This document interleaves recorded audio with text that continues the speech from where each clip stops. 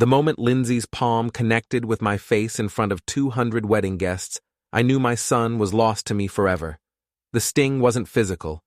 I've taken worse hits in my 58 years running Miller Auto Services. No, what burned was the silence that followed. My son Zachary stood there in his rented tuxedo, champagne flute frozen halfway to his lips, and said nothing. He looked at his new wife, then at me, then at the polished floor of the reception hall. He chose the floor. "The keys, Stephen," Lindsay hissed, her manicured hand still hovering near my cheek. "I'm not asking again. I had built that apartment above the main shop with my own hands 20 years ago. Every pipe, every beam, every electrical outlet. It was supposed to be Zachary's someday when he earned it. When he proved himself worthy of the family business, I'd clawed out of nothing." "No," I said quietly. Lindsay's eyes widened. She wasn't used to hearing that word. In the 6 months since she'd entered our lives, she'd systematically dismantled every boundary I'd tried to maintain. Zachary had proposed after 3 weeks. They were married 4 months later, and now, on her wedding day, she wanted my property. "You stubborn old man," she said, loud enough for the front tables to hear. "You're standing in the way of your own son's happiness." I looked past her to Zachary. My only child. The boy I'd raised alone after his mother died when he was 7. The teenager I'd put through business school while working 18-hour days. The man I'd bailed out of a $200,000 consulting firm bankruptcy just 2 years ago. "Zach," I said, "tell your wife we'll discuss this privately." He cleared his throat. "Dad, maybe it's time to be reasonable." Reasonable. That word would echo in my head for weeks. I left the reception without another word. Behind me, I heard Lindsay laughing, high and sharp, telling someone how stubborn I was, how old-fashioned, how impossible to work with. The wedding party resumed. The DJ started playing again. Life went on without me. I drove back to my house by the river, the one I'd bought with my first real profit from the business. The night was clear and cold. Stars reflected on the water's surface like broken glass. Inside, I poured myself 2 fingers of bourbon and sat in my study. The room was lined with photographs. Me and Zachary fishing. Me and Zachary at his high school graduation. Me and Zachary at the grand opening of our 5th shop location. In every picture, he was smiling. In every picture, I believed we were building something together. I pulled out my laptop and logged into the business accounts. That's when I saw it. Small discrepancies at first. A consulting fee here, a marketing expense there. Nothing that would raise flags during a casual review. But I wasn't casual about my business. I knew every number, every line item, every vendor. Someone had been skimming. I dug deeper, pulling bank statements, cross-referencing invoices, tracking payment patterns. The sun was rising by the time I finished. My coffee had gone cold. My hands were shaking. Zachary and Lindsay had been systematically bleeding the company for 6 months. They'd set up a shell consulting firm and were billing us for services never rendered. They'd inflated vendor costs and pocketed the difference. They'd even started negotiating with our suppliers behind my back, positioning themselves to cut me out entirely. My phone rang at 7 in the morning. Zachary. "Dad, we need to talk." "Yes," I said. "We do." "Lindsay and I have been discussing the future of Miller Auto Services. We think it's time for some changes." "Come to the office at 9, I said. "Bring Lindsay, bring your lawyer if you want. This doesn't have to be adversarial." "Doesn't it?" He hung up without answering. I called Harlan, my attorney. We'd gone to high school together, back when this town was half its current size and everyone knew everyone. He'd handled my business contracts for 30 years. "I need you at my office at 8:30, I told him. "And Harlan, bring your briefcase." Harlan arrived early, carrying 2 cups of coffee and the grim expression of a man who'd seen this story play out before. "Family business disputes are the worst," he said, settling into the chair across from my desk. "How bad is it?" I showed him everything. The spreadsheets, the bank transfers, the falsified invoices. He studied them in silence, his mouth drawing into a tighter line with each page. "This is fraud," he said finally. "Prosecutable fraud. You could have them arrested." "He's my son. He's stealing from you. They both are." I stared out the window at the shop floor below. 3 mechanics were already at work, the sound of pneumatic tools and classic rock drifting up through the vents. Good men, honest men. They depended on this business for their livelihoods. "I want to handle this quietly," I said. "Document everything, but I want to try to resolve this first." "Stephen, you're thinking like a father. You need to think like a businessman." "I'm both." "Then which one are you going to be when they walk through that door?" The question hung in the air between us.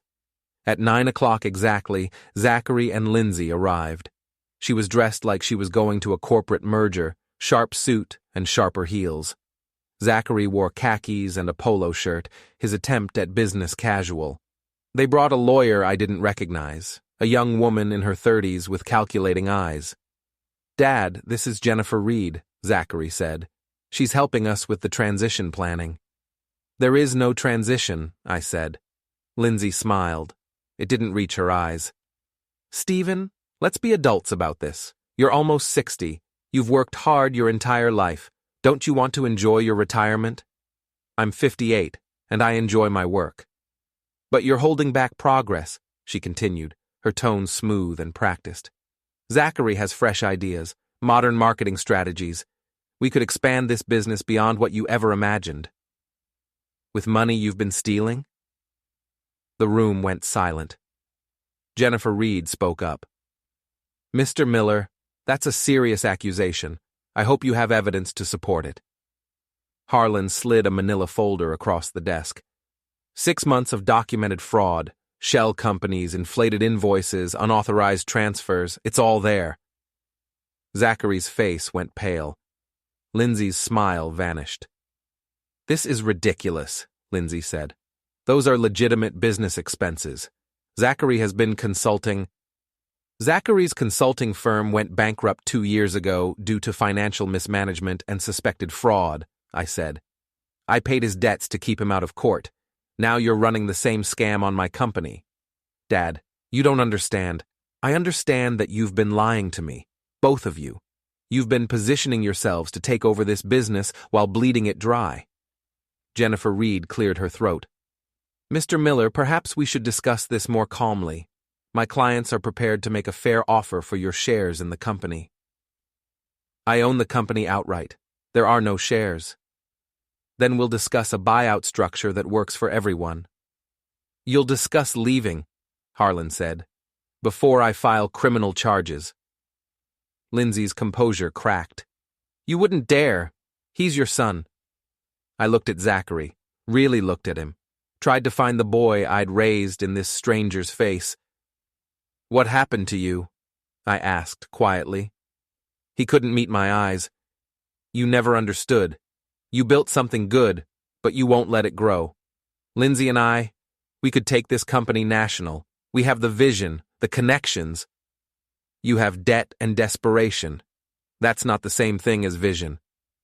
We're not asking for permission anymore, Dad. We're taking what should have been mine years ago." There it was, the truth beneath all the lies. He didn't want to earn the business. He wanted to take it. "Get out," I said. "All 3 of you. And Zachary, don't come back until you're ready to apologize." "You'll regret this," Lindsay said. "We have rights. We have options. This isn't over." They left in a fury of slammed doors and muttered threats. Harlan and I sat in silence for a long moment. "That went well," he said dryly. "What are my options?" "Legally? Many? Practically? It depends on how far you're willing to go. They'll fight back. This kind of thing gets ugly fast." "It's already ugly." My phone rang. Unknown number. I answered, expecting a sales call. "Mr. Miller? This is Ray Chen. We met about 3 years ago when your son's firm collapsed." I remembered. Ray had been Zachary's business partner, the one who'd caught Zachary cooking the books and blown the whistle. Last I heard, he'd moved out of state. "What can I do for you, Mr. Chen?" "I heard through mutual acquaintances that Zachary got married recently. I also heard he's working for you now. I thought you should know that the fraud case against his old firm never fully closed. There are still warrants outstanding in 2 states. Why are you telling me this?" "Because your son threw me under the bus to save himself. The bankruptcy was blamed on me. My reputation was destroyed while he walked away clean. If he's pulling the same schemes again, you deserve to know what you're dealing with. Would you be willing to testify to that?" A pause. "Against Zachary?" "If it comes to that." Another pause, longer this time. "Send me the details. I'll think about it." He hung up. Harlan raised an eyebrow. That sounded interesting. "It might be our ace in the hole," I said. "If I need it." The next 2 weeks were a masterclass in corporate warfare. Lindsay and Zachary launched a charm offensive, calling employees, chatting up suppliers, trying to position themselves as the future of Miller Auto Services. They told people I was getting old, losing my edge, that it was time for fresh leadership. Some believed them. Others stayed loyal, but worried. I spent my time gathering evidence. Harlan and I built a case that would withstand any legal challenge. Bank records, email trails, witness statements from vendors who'd been approached with bribes to inflate invoices. It was meticulous, tedious work. It was also damning. Ray Chen sent me files from Zachary's old consulting firm. 300 pages of financial records showing a pattern of fraud that stretched back 5 years. Zachary had been scamming clients, falsifying reports, creating fictional contracts. Ray had copies of everything because he'd been building his own case before the firm imploded. "This guy is thorough," Harlan said, reviewing the documents, "and very, very angry." "Angry enough to testify?" "Maybe.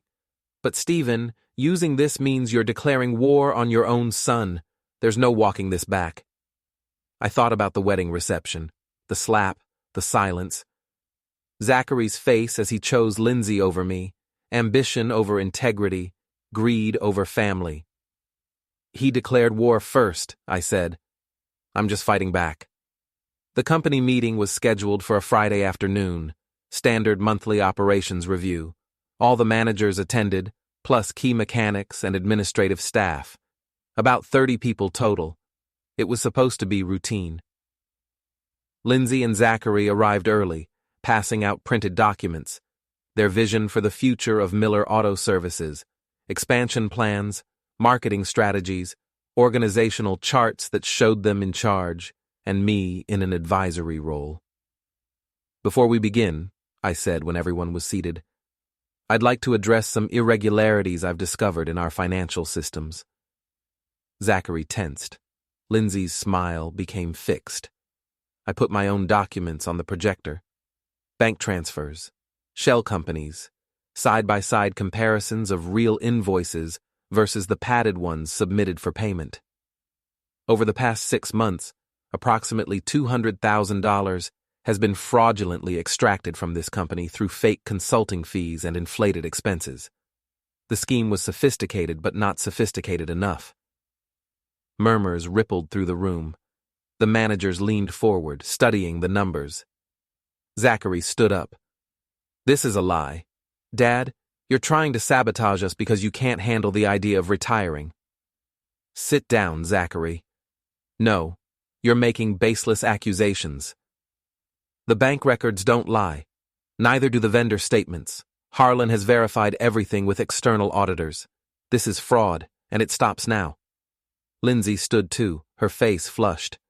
"You're embarrassing yourself. You're embarrassing your son. This is a family matter, not something to air in front of employees. This is a business matter, the business you've been stealing from. We improved the business. We brought new ideas, new energy. You brought debt and deception, nothing more." The meeting dissolved into chaos. Some employees supported me immediately. Others looked confused. caught between loyalty to the man who'd founded the company and the son they'd watched grow up. A few quietly slipped out, wanting no part of the family drama. Jennifer Reed, who'd been sitting quietly in the back, stood and cleared her throat. "My clients will be filing a defamation lawsuit against you, Mr. Miller. These accusations are libelous and damaging." "Truth is an absolute defense against defamation," Harlan replied. "Bring your lawsuit. We'll see you in court." After everyone left, I sat alone in the conference room. The documents were still spread across the table, evidence of betrayal in black and white. My phone buzzed. A text from Zachary. "You just made the biggest mistake of your life."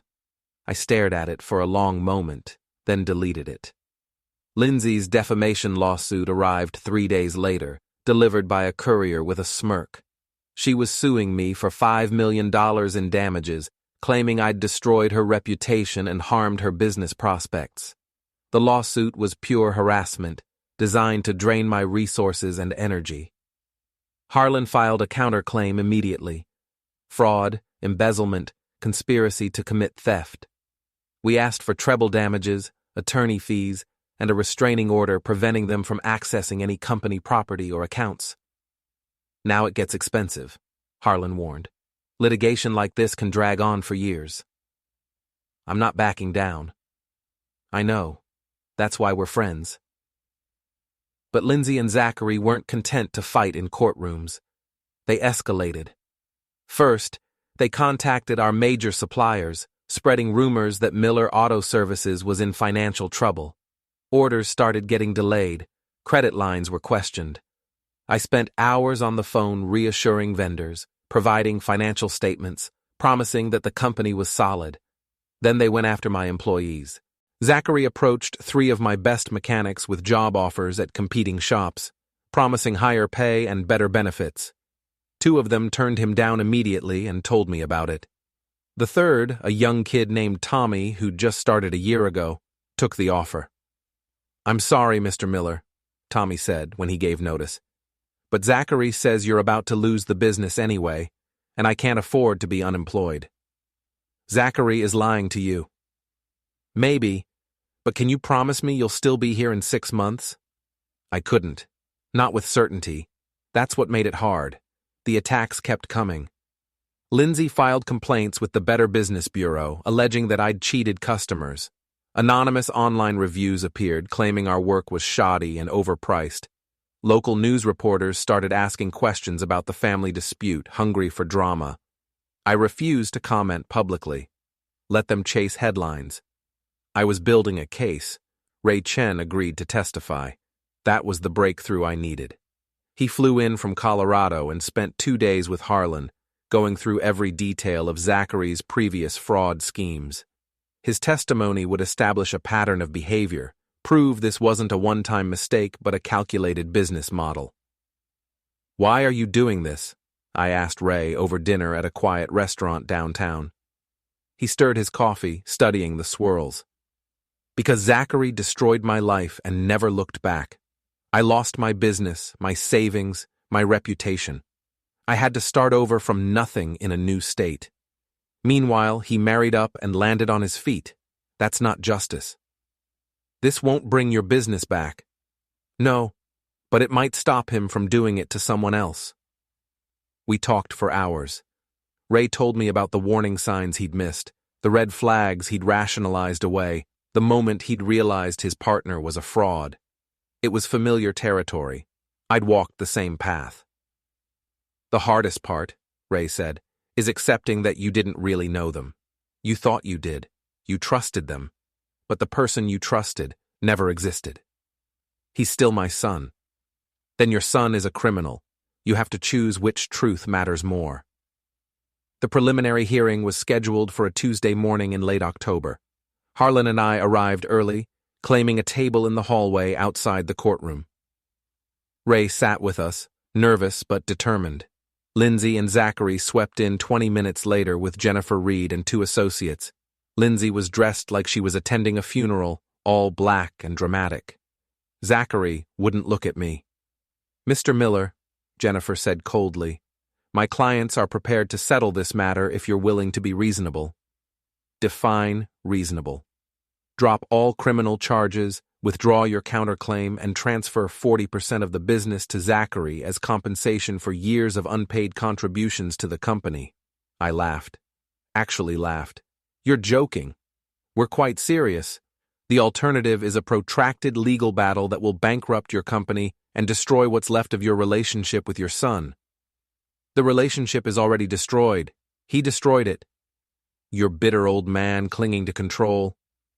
I'm a businessman protecting his assets from thieves. There's a difference. Harlan pulled Jennifer aside for a quiet conversation. I watched Zachary and Lindsay whispering to each other, their heads close together, scheming their next move. Lindsay caught me looking and smiled that cold smile again. The hearing itself was brief. The judge reviewed the evidence, heard arguments from both sides, and granted a temporary restraining order preventing Zachary and Lindsay from accessing company accounts or property pending a full trial.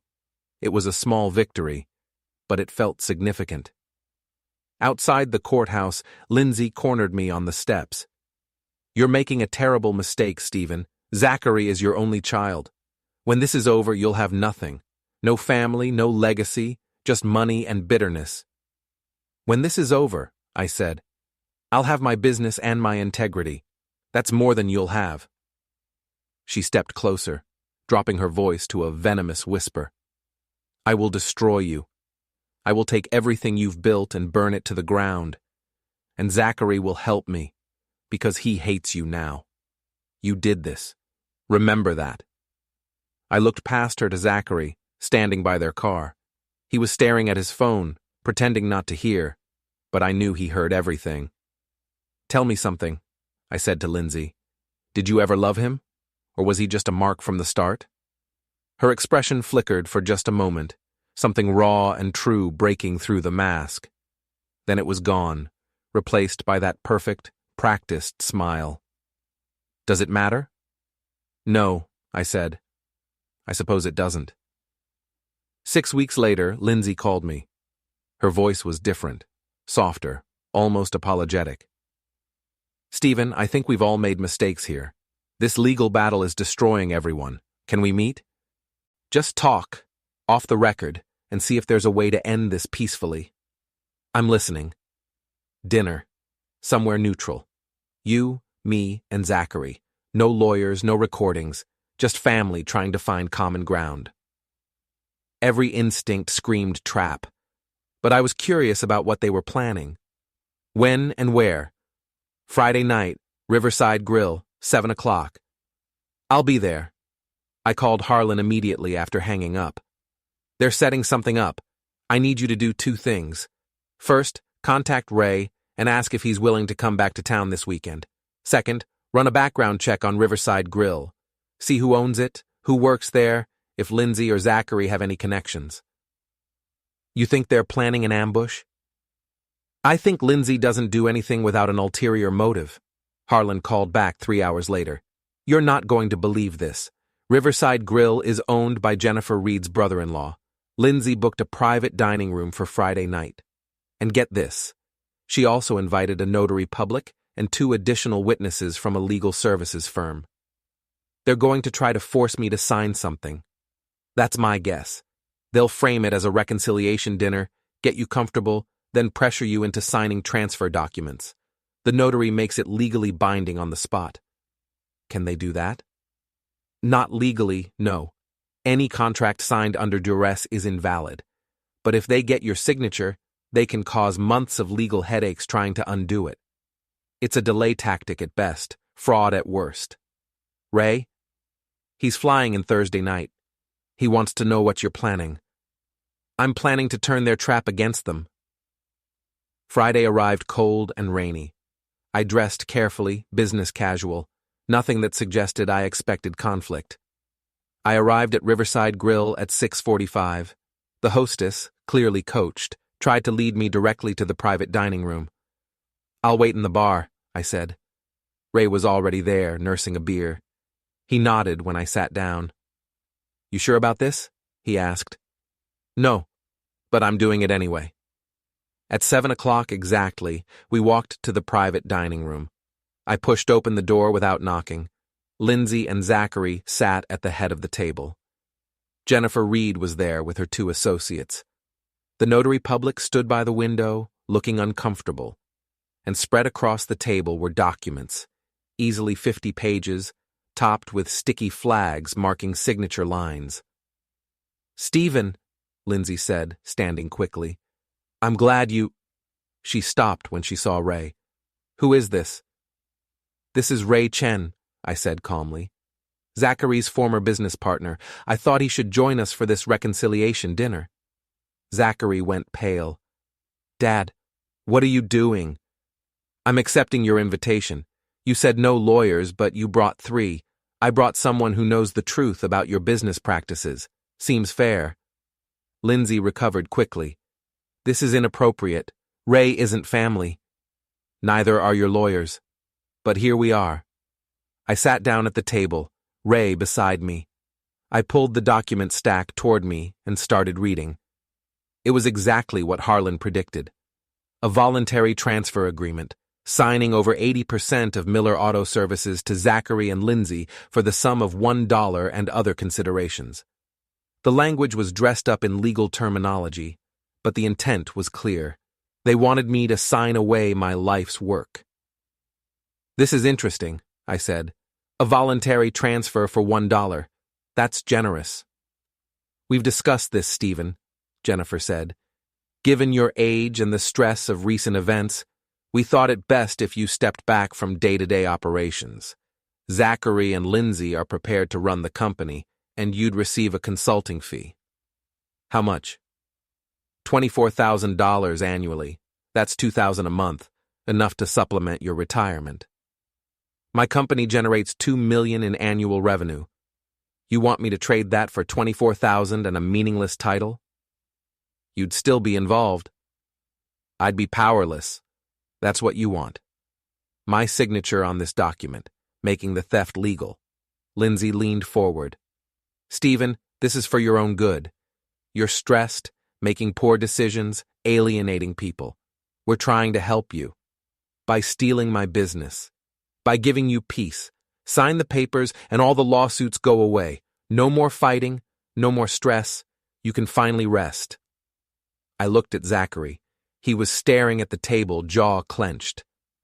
"Is this what you want?" I asked him. "Really?" He didn't answer. I pushed the documents back across the table. "Here's my counteroffer. You drop your frivolous lawsuits, you repay every penny you stole, and you leave my company alone. In exchange, I won't press criminal charges." "That's not acceptable," Jennifer said quickly. "Then we'll see you in court. You're being unreasonable." "Ray," I said, "tell them what you told me about Zachary's consulting firm." Ray cleared his throat. "Zachary and I were partners for 3 years. In that time, he defrauded clients, falsified financial reports, and embezzled over $400,000. When I discovered what he was doing, he tried to frame me for the crimes. I have documentation proving all of this, including emails where Zachary explicitly discusses hiding money and destroying evidence." The room went silent. "That's a lie," Zachary said, but his voice cracked. "I have the emails. I have the bank records. I have testimony from 3 clients who were defrauded, and I'm prepared to provide all of it to the prosecutor handling your current case." Lindsay's composure finally shattered. "You bastard! You brought him here to ambush us? You brought lawyers and a notary to ambush me. I brought the truth. There's a difference." Jennifer Reed stood abruptly. "This meeting is over. My clients won't be subjected to—" "Sit down," I said quietly. "Or I'll have Ray file a police report tonight. Zachary still has outstanding warrants in 2 states. He's 1 phone call away from arrest." Zachary looked at Lindsay, then at his lawyers, then at me. "Dad, please." "Please what? Please let you steal from me? Please pretend this is all okay? Please sacrifice everything I built so you don't have to face consequences?" "I'm your son." "You were my son. Now you're just someone who looks like him." The words hung in the air, sharp and final. Zachary's face crumpled. Lindsay grabbed his hand, but he pulled away. "Ray," I said, "show them the documents." Ray pulled a folder from his briefcase and spread papers across the table. Emails, bank statements, client complaints, police reports. Years of fraud laid out in black and white. Jennifer Reed studied them with growing alarm. She whispered something to Lindsay, who shook her head violently. Another whispered conversation, more heated this time. "My clients need time to consult privately," Jennifer said. "Take all the time you need. I'll be at the bar." Ray and I left them there, surrounded by evidence of their crimes, their carefully constructed trap turned inside out. At the bar, Ray ordered another beer. His hands were shaking slightly. "That was harder than I expected," he said. "Thank you for doing it. Do you think they'll fold?" "I think they don't have a choice anymore." 20 minutes later, Jennifer Reed approached us. She looked tired. "My clients are prepared to discuss settlement terms." "I'm listening." "They'll drop all lawsuits and agree to a 5-year ban from any involvement with Miller Auto Services. In exchange, you agree not to pursue criminal charges." "And the money they stole?" "They'll establish a payment plan. $50,000 paid over 5 years. They stole $200,000. I want full restitution." "They don't have it. Zachary's consulting firm debts are still outstanding. Lindsay has her own financial issues. $50,000 is all they can realistically pay." I thought about it. Full restitution would be satisfying, but it would also mean years more litigation, years more stress, years more fighting. The company was stable now. The bleeding had stopped. Maybe it was time to end this. 75,000, 10 years, and a signed confession detailing everything they did. Jennifer hesitated. "The confession is a problem." "That's the deal. Take it or leave it." She went back to the dining room. More whispered conversations. Finally, she returned. "They accept." The settlement documents were drawn up over the next 2 weeks. Harlan reviewed every line, every clause, making sure there were no loopholes. The signed confession was particularly detailed. Zachary and Lindsay admitted to fraud, embezzlement, conspiracy, and attempted theft. It wouldn't be used criminally, per our agreement, but it existed. Insurance against future problems. The final signing took place in Harlan's office on a gray December morning. Zachary and Lindsay arrived separately, no longer presenting a united front. The strain showed in both their faces. Zachary had lost weight. Lindsay's perfect appearance had cracked at the edges. We sat around the conference table, 3 lawyers between us, and signed our names to the end of our relationship. Zachary's hand trembled as he wrote his signature. Lindsay signed with angry, slashing strokes. "The first payment is due January 15th, Harlan said. "If you miss a payment, the entire balance becomes due immediately, and Mr. Miller reserves the right to pursue criminal charges." "We understand," Jennifer said. There was nothing left to say. No reconciliation speeches, no tearful apologies, no last-minute revelations. Just signatures and silence. As they stood to leave, Zachary paused at the door. He looked back at me, and for just a moment, I saw the boy he used to be. The kid who'd help me in the shop on weekends, who'd bring me terrible coffee and tell me about his dreams, who'd hugged me tight after his mother's funeral and whispered that we'd be okay. "I'm sorry," he said quietly. I nodded. It wasn't forgiveness. It wasn't acceptance. It was just acknowledgement that something had been lost that could never be recovered. They left. The door closed. Harlan poured us both whiskey. "It's done," he said. "Yeah. How do you feel?" I thought about that. How did I feel? Not triumphant, not satisfied, certainly not happy. "Empty," I said finally. "I feel empty." The next 6 months passed in a blur of routine.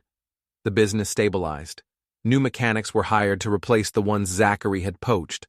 Orders returned to normal levels. The suppliers who'd been nervous about our internal conflicts came back around once they saw we were solid. I threw myself into work, arriving early and staying late. The house by the river felt too quiet, too full of memories I didn't want to revisit.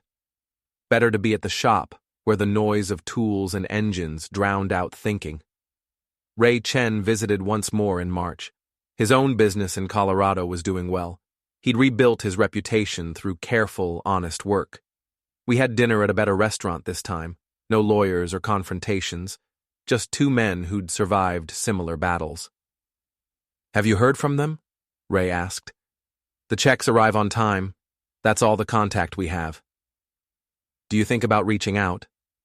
"Every day, and every day I decide not to." "Why?" "Because I don't know what I'd say. Sorry isn't enough. Forgiveness feels impossible, and I'm not sure Zachary even wants to hear from me anymore. Maybe he's waiting for you to make the first move. Maybe. But I'm tired of making moves. I spent 30 years building something for him. He spent 6 months tearing it down. The ball's in his court now." Ray nodded slowly. "That's fair. Sad, but fair." "How did you do it?" I asked. "How did you move on after your partner betrayed you?" I realized something important. The betrayal wasn't about me. It was about him, his greed, his character, his choices. I could have been the best partner in the world, and he still would have stolen from me because that's who he was. Once I understood that, it got easier to let go. I'm not sure I can let go. He's my son. He'll always be your son, but he doesn't have to be your burden. I thought about that for a long time after Ray left. Summer came. The river behind my house ran low and lazy. I spent evenings on the back deck, watching the water flow, thinking about currents and direction and where things ended up. The business was doing well.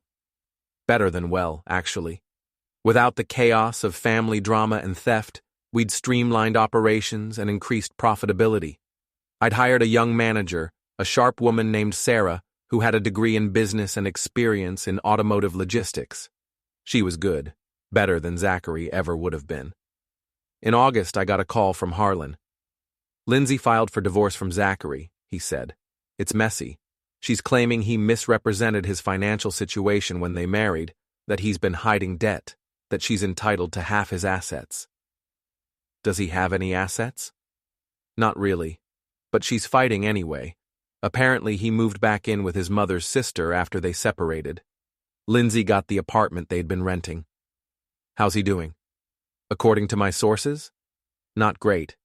He's been working odd jobs, can't hold anything steady. The payments to you are coming from Lindsay, not him.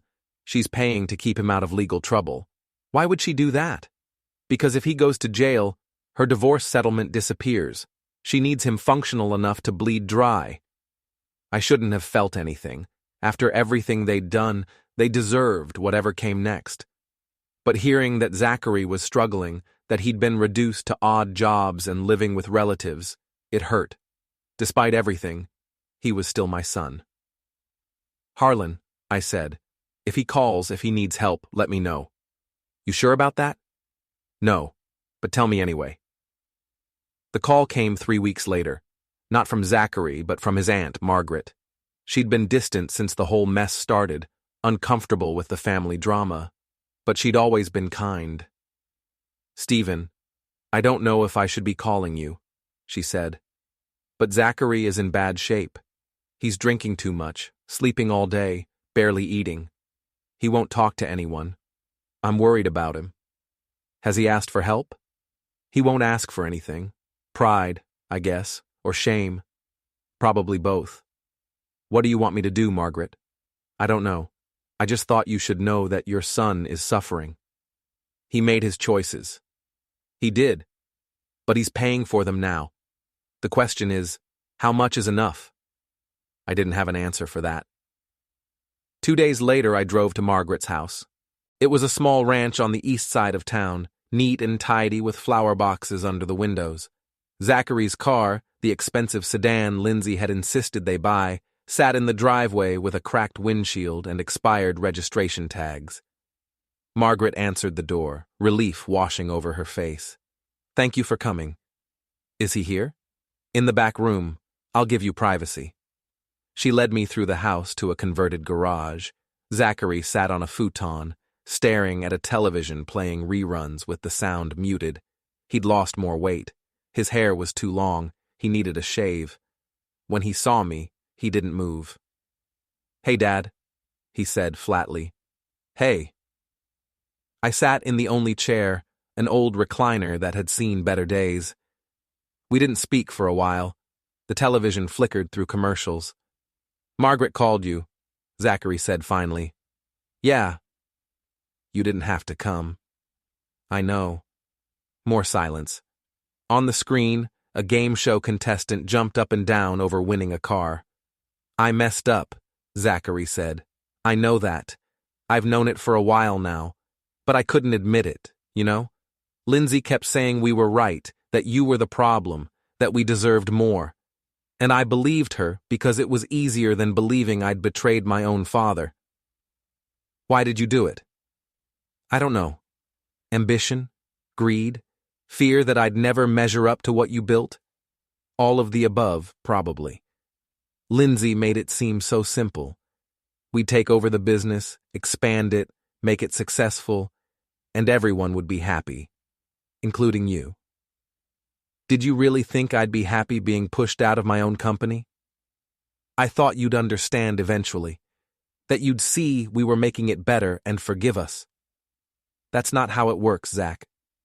I know that now." He rubbed his face with both hands.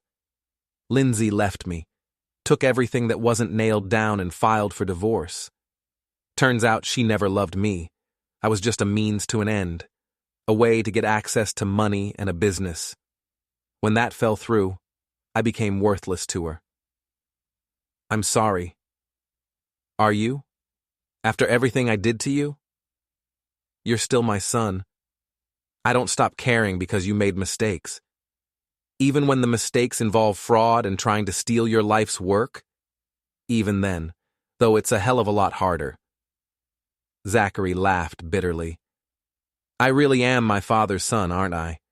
We both fell for women who saw us as marks instead of people. Your mother wasn't like that. Lindsay said Mom was. She said Mom married you for security, not love. Lindsay lied about a lot of things. Your mother loved me, and she loved you. Don't let Lindsay poison those memories, too." He was quiet for a moment. "I miss her. Mom, I mean. If she were here, maybe none of this would have happened. Or maybe it would have happened differently. We can't know.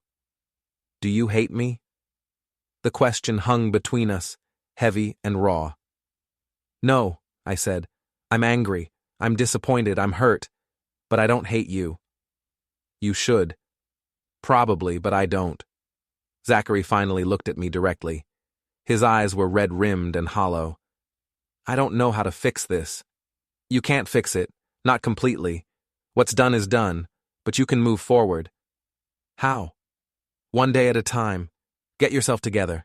Find work that matters. Make better choices. And maybe eventually we figure out if there's anything left to salvage between us." "What if there isn't?" "Then at least we'll know we tried." He nodded slowly. "I'm still making payments. Lindsay handles it, but I make sure the money's there every month." "I know." "Will you ever forgive me?" I stood up. The conversation felt finished, even though nothing was resolved. Maybe nothing could be resolved. "I don't know, Zach. Ask me again in a year." The seasons turned. Fall arrived again, painting the trees along the river in rust and gold.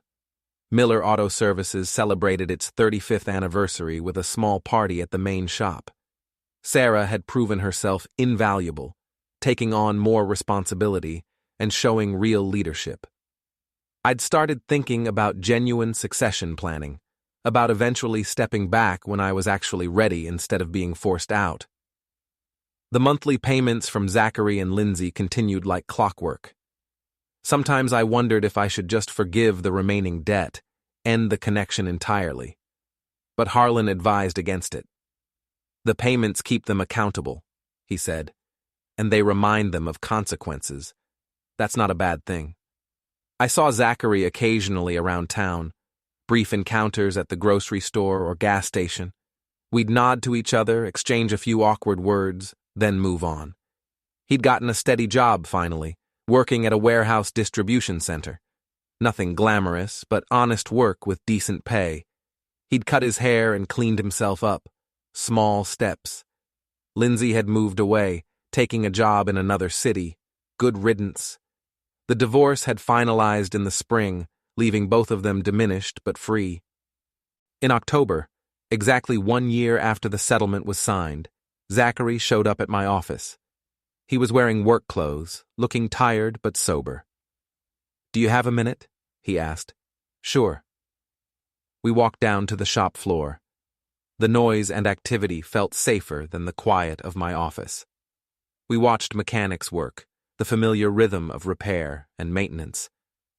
"I've been going to therapy," Zachary said, "trying to figure out why I did what I did, why I let Lindsay manipulate me, why I threw away our relationship for money and ambition." "What did you learn?" "A lot of things. Mostly that I was angry at you for years and never dealt with it. Angry that Mom died and you had to work so much. Angry that the business always came first. Angry that I could never seem to make you proud."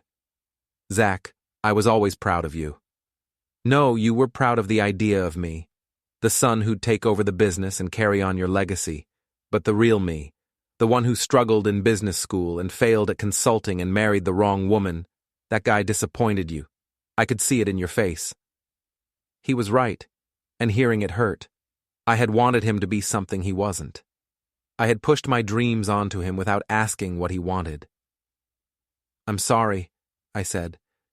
"I didn't realize I was doing that." Neither did I, until Lindsay pointed it out. Of course, she used it to manipulate me, to justify stealing from you. But she wasn't wrong about everything. You and I had problems long before she showed up. "What do you want from me, Zach?" "Nothing. I don't want anything. I just wanted you to know that I understand now. I understand what I did and why it was wrong. I understand that I hurt you badly, and that I might never be able to make it right. And I'm sorry. Not because I want forgiveness, or because I want back in your life, but because you deserve to hear it." A pneumatic drill started up nearby, loud enough that we had to pause. When it stopped, I spoke. "I asked you a year ago if you'd ever forgive me. You said to ask again in a year, so I'm asking, can you forgive me?" "You asked if I'd forgive you." "Did I? I meant the other way around." He smiled slightly. "See, I'm still messing things up." "Yeah, you are. But you're trying. That counts for something." "So, is that forgiveness?" "It's the beginning of it. The rest takes time." "I have time. The payments run for 9 more years." "Actually," I said, "I've been thinking about that. The debt is paid, as far as I'm concerned. You've kept up the payments. You've gotten yourself together. Consider the rest forgiven." Zachary's eyes widened. "Dad, that's $60,000. I know, but I don't need it. What I need is to stop defining our relationship by what you owe me. The debt kept us locked in the past. I'd rather see if we have a future." "I don't deserve that." "Probably not, but I'm giving it anyway." He stood there, processing. A tear rolled down his cheek, and he wiped it away quickly, embarrassed. "Thank you," he said quietly. "You're welcome. But Zach, this doesn't mean everything's fine. It doesn't erase what happened. We have a long way to go before we're okay again. If we ever get there." "I know. I'm not expecting miracles. I just want a chance to be your son again. Even if it's just occasional awkward conversations at the grocery store." "We can do better than grocery stores. How about dinner? Once a month. No lawyers, no documents, just us." "I'd like that." We shook hands, formal and uncertain. But it was a start. The monthly dinners became routine. First Wednesday of every month, 6 o'clock, at a different restaurant each time. We talked about safe topics at first: weather, sports, work. Carefully avoiding the past, focusing on the mundane present. Gradually, we relaxed into it. Zachary told me about his job, about his small apartment, about the community college courses he'd started taking in accounting. Real accounting this time, not the creative kind he'd practiced before.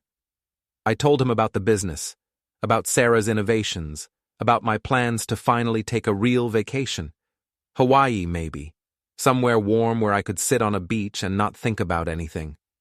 "You should do it," Zachary said over dinner in November. "You've earned it. Maybe next year. There's still a lot to handle." There's always a lot to handle. That's the trap, Dad. There's always one more thing, one more crisis, one more reason to postpone living. When did you get so wise? Therapy. Turns out losing everything gives you perspective. We were eating at a steakhouse downtown. The food was good, the atmosphere quiet enough for conversation. Zachary looked healthier now, filling out again, color in his face. "Can I ask you something?" he said. "Sure. Do you ever regret it, fighting back the way you did? Part of me wonders if you'd just given us the business, whether things would have turned out differently." They would have. You and Lindsay would have run it into the ground within 2 years, destroyed everything I built, and left 30 employees without jobs. So yes, things would have been different. They would have been worse. You really think we would have failed? I know you would have. You were building on lies and stolen money. That's not a foundation. That's quicksand. He nodded slowly. You're probably right. Lindsay and I were good at schemes, but terrible at actual work. Once the easy money ran out, we would have folded. It's not too late for you, Zach. You're still young. You can build something real. I'm trying. The warehouse job is fine, but it's not a career. I've been thinking about going back to school, getting a degree in something practical, maybe automotive technology. You want to be a mechanic? I want to be good at something honest. You always said the best thing about being a mechanic was that you fixed problems instead of creating them. That sounds pretty good right now. I could help. Not money, I added quickly, seeing his expression change. But advice, connections, a reference if you need one. I'd appreciate that, but only if it doesn't obligate me to anything. I need to do this on my own terms. Fair enough. Christmas approached. Zachary sent me a card, simple and heartfelt. I sent one back. We didn't exchange gifts or spend the holiday together. Too soon for that. But the cards felt like progress. New Year's came. I spent it alone by the river, watching fireworks reflect on the water. Another year survived, another year of building and fixing and moving forward. In January, Sarah asked if she could talk to me about something important. We met in my office after hours, just the two of us. I've been offered a position with a national automotive chain, she said. Management track, good benefits, real advancement potential. My heart sank. That's great, Sarah. Congratulations. I haven't accepted yet. I wanted to talk to you first. Why? Because I like it here. I like the work, the people, the company culture. But I'm also 29 years old, and I need to think about my future. If I stay at Miller Auto Services, what does that future look like? You're asking about ownership. I'm asking about possibilities. I'd been thinking about this since the situation with Zachary had resolved. The business needed a future beyond me. I'd always assumed that future would involve family, but maybe family came in different forms. What if I made you a partner? I said. Not right away, but over time. You'd buy in gradually, earn equity through performance, and eventually become majority owner when I retire for real. You'd do that? You've earned it. You've kept this company running when it could have fallen apart. You've shown integrity and skill. That's what matters, not whose last name you carry. What about Zachary? What about him? He's your son. Doesn't he deserve a second chance? He had his chance. He chose to steal instead of earn. You've done the opposite. The business should go to someone who values it. Sarah thought about it for a long moment. Can I have a few days to consider? Take all the time you need. She accepted 3 days later. We drew up papers with Harlan, establishing a 10-year partnership track. Sarah would buy in gradually, earning equity through profit sharing and performance bonuses. When I turned 70, if all went well, she'd own 60% and control the business. I'd keep 40% and stay on as an advisor if I wanted. It felt right.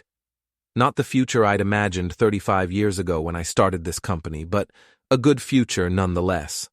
I told Zachary about it at our February dinner. "I'm glad," he said, and he seemed to mean it. "She's good, better than I ever would have been. You could still work there, you know. Not management, but as a mechanic. If you get certified." "That would be weird." "Probably, but the offer stands. Let me finish school first. Then we'll see." Spring arrived with unexpected warmth. The river swelled with snowmelt, running fast and high. New leaves appeared on the trees, that fresh green that only lasts a few weeks before deepening into summer. Lindsay sent her final payment in March, 2 months early. No note, no explanation. Just a cashier's check for the remaining balance. The debt was done. I deposited the check and called Harlan. "It's over," I said. "How does it feel?" "Anticlimactic. I thought there'd be more closure." "Real life doesn't give much closure, things just stop." He was right. The war with Zachary and Lindsay had consumed a year of my life, dominated my thoughts, shaped my decisions. And now it was just over. Finished. A story with no final confrontation, no dramatic resolution, just signatures and bank transfers and the slow passing of time. I ran into Lindsay once more, completely by chance. I was buying coffee at a shop downtown when she walked in. She'd changed her hair, lighter and shorter. She looked tired but put together. "Stephen," she said, surprised. "Lindsay?" We stood there awkwardly. The barista called out orders. Other customers moved around us. "I sent the final payment," she said. "I received it. Thank you." "I wanted to." She trailed off, then started again. "I'm sorry. For all of it. For what I did to you, to Zachary, to your business. I was ambitious and ruthless, and I justified terrible behavior by telling myself it was just business. It wasn't. It was personal, and it was wrong." "Why are you telling me this?" "Because I'm leaving town. Moving across the country, fresh start, and I didn't want to go without saying it." "Does Zachary know you're leaving?" "We don't talk anymore. The divorce finalized and we haven't spoken since. He's better off without me." "Yes, he is." She flinched slightly. "I deserve that. You deserve worse, but I'm tired of being angry." For what it's worth, I did care about him, at first, before the money became more important, before I convinced myself that using people was just being smart. I turned into someone I don't recognize, and I'm trying to figure out how to be better. Good luck with that. Will you tell Zachary I'm sorry, that I hope he's doing well? Tell him yourself. You have his number. He wouldn't want to hear from me. Probably not, but that's between you and him. I'm done being the messenger. She nodded. Fair enough. Goodbye, Stephen. I hope your business prospers. It will. She left. I got my coffee and drove back to the shop. The encounter left me feeling strange, unmoored. I'd expected to feel victorious if I ever saw Lindsay again, to enjoy her discomfort and contrition. Instead, I just felt sad. Sad for the time wasted, the relationships damaged, the trust destroyed. That evening, I sat on my deck watching the river flow. The current was strong from the snowmelt, carrying branches and debris downstream. Everything eventually flowed somewhere, I thought. Everything found its way. My phone rang. Zachary. Hey, Dad, is our dinner still on for tomorrow? Absolutely. Same time? Actually, I was wondering if we could do something different. There's a car show at the fairgrounds this weekend. Classic American muscle. Want to go? I'd like that. Great. I'll pick you up Saturday morning. Zach. Yeah? I'm proud of you, for getting your life together, for doing the work. A pause. Thanks, Dad. That means a lot. He hung up. I sat there as the sun set, painting the sky in oranges and purples. The river kept flowing, indifferent to human drama, carrying everything downstream. The car show was exactly what we both needed. No heavy conversations, no rehashing the past. Just two men walking among vintage automobiles, admiring restoration work, talking about engines and horsepower, and the simple pleasure of well-maintained machines. "This is what I miss most," Zachary said, running his hand along the fender of a pristine 1967 Mustang.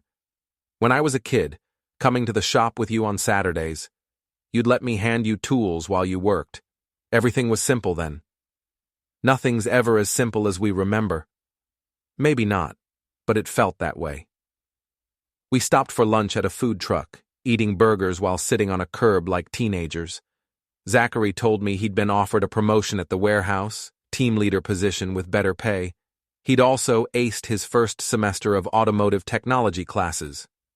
"I'm thinking about specializing in classic car restoration," he said.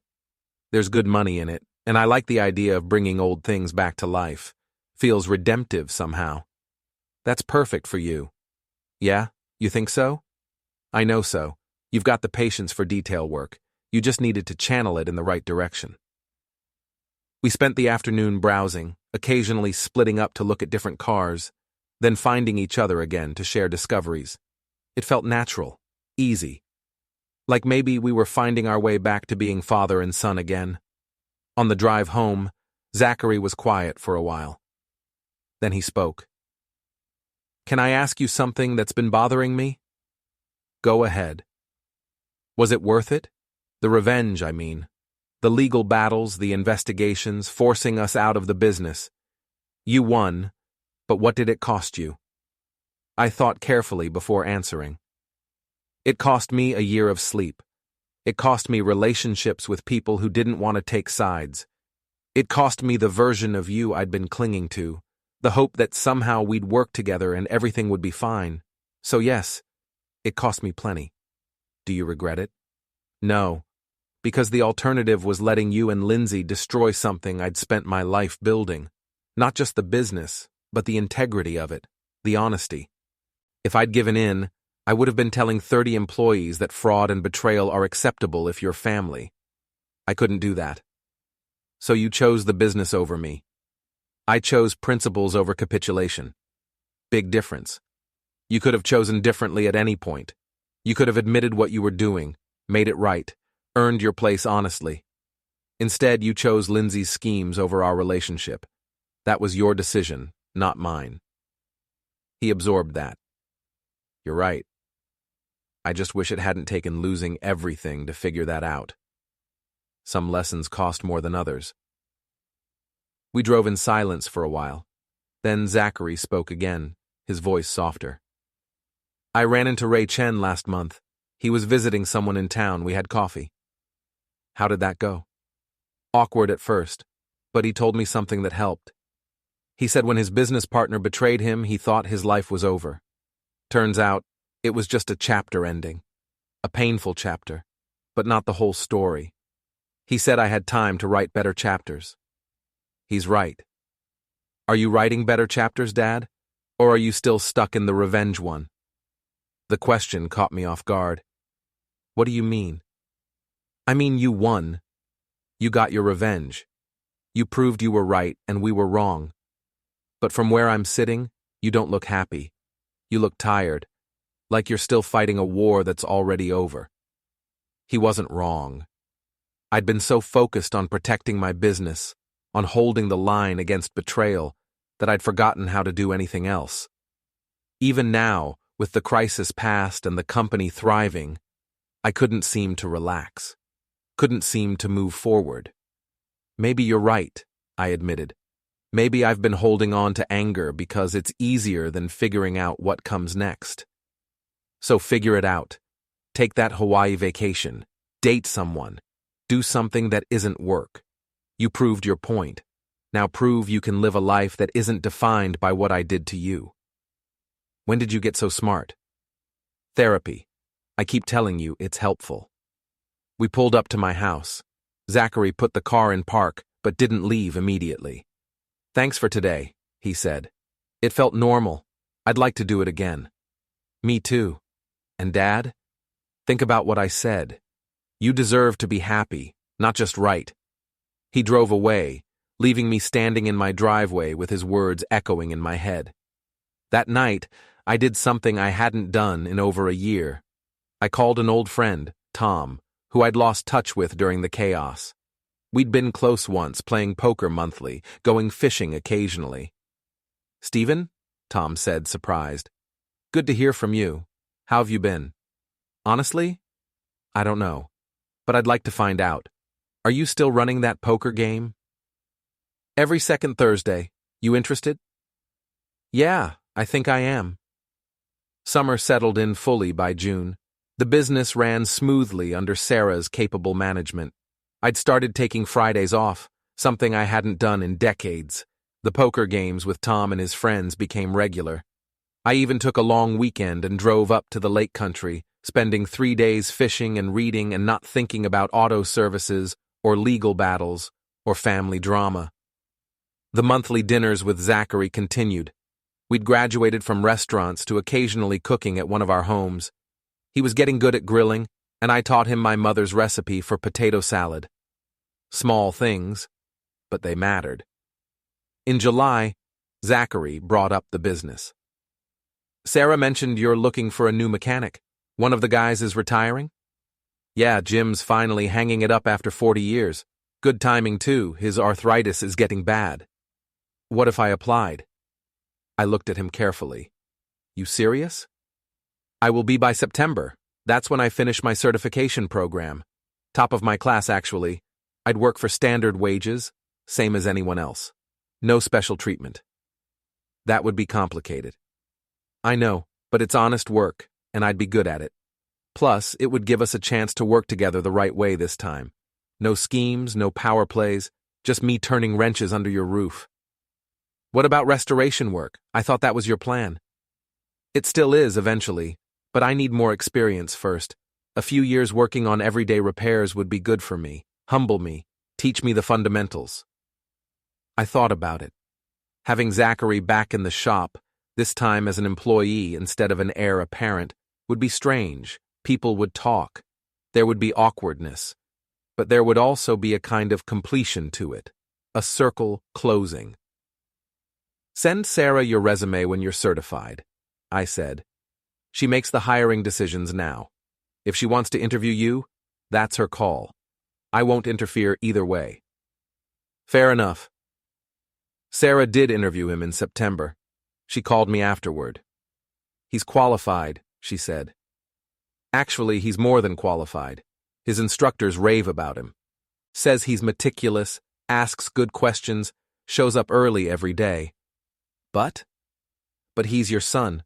That's complicated." "It is. What do you want to do?" "I want to hire the best person for the job, and honestly, that's him, as long as you're okay with it."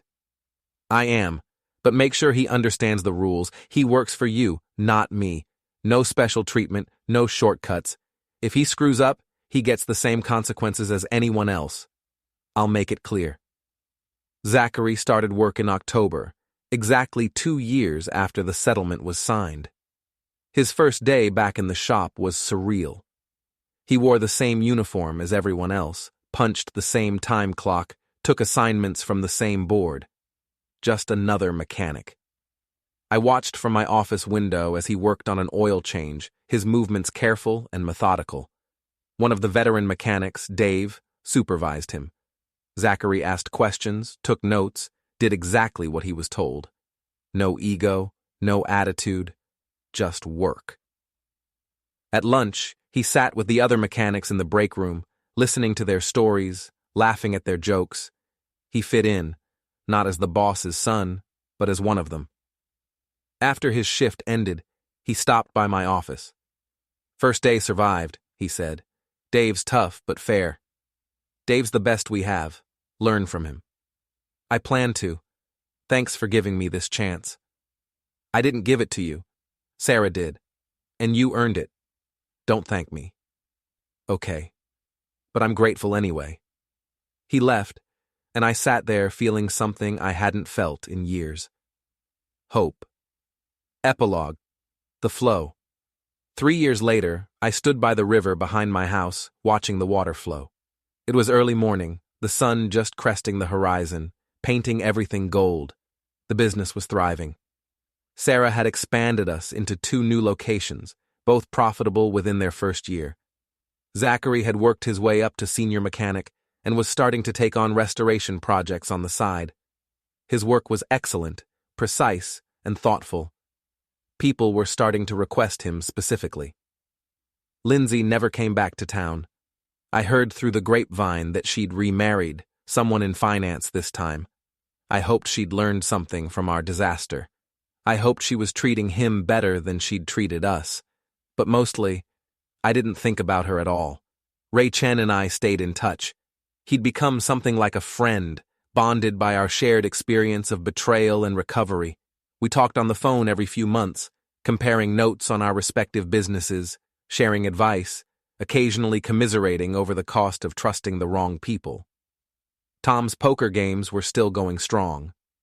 I'd become a regular, along with a rotating cast of Tom's friends and acquaintances. The games were more about companionship than cards, which suited me fine. I'd taken that Hawaii vacation finally. 2 weeks on Maui, staying in a small beachfront cottage, doing absolutely nothing productive. It was glorious. I'd even started dating someone, a woman named Carol who ran a bookstore downtown. Nothing serious yet, but pleasant, easy, uncomplicated. Zachary and I had dinner every week now, sometimes at his apartment, sometimes at my house, sometimes at restaurants. The dinners were comfortable, full of small talk and shared stories.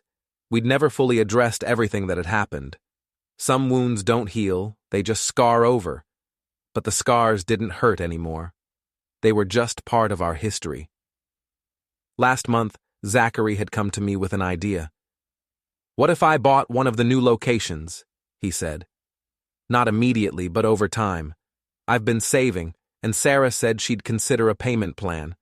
I'd run it independently, but under the Miller Auto Services brand. That's ambitious. I've learned from the best. The right way this time." "What does Sarah think?" "She's open to it. Wants me to prove myself for another year first, make sure I'm serious." "And are you?" "Serious?" "Yeah, Dad. I am. I want to build something real, something I can be proud of, and I want to do it honestly, without shortcuts or schemes, just hard work and integrity. Then I hope it works out." "Me too." Standing by the river now, watching the water flow endlessly downstream, I thought about revenge and justice, about betrayal and redemption, about the cost of defending what you've built versus the cost of walking away. I'd chosen to fight. It had nearly destroyed me, cost me a year of peace, fractured my family, turned father against son. But it had also preserved something important, not just a business, but a principle.